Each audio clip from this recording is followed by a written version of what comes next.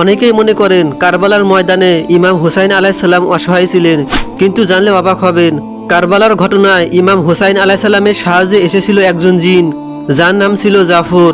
আশুরার দিনে যখন জাফর আনন্দ করেছিল তখন তার অধীনস্থ জিনেরা কাঁদতে কাঁদতে এসে জানায় যে কারবালার উপর দিয়ে যাওয়ার সময় তারা ইমাম হুসাইন আলাইহিস সালামের ওপর অনেক ভয়াবহ জুলুম ও আঘাত হতে দেখেছে।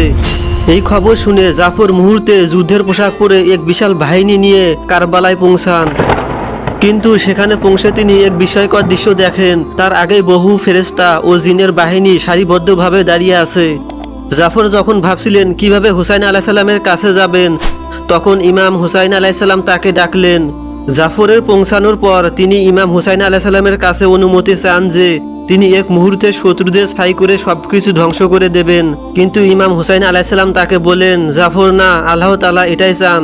ইমাম হুসাইন আলাইহিস সালামের এক ইশারায় কারবালা চিত্র বদলে যেতে পারত, কিন্তু তিনি নানার দিনের খাতিরে এবং নানার উম্মতের নাজাতের জন্য সবকিছু সহ্য করেন।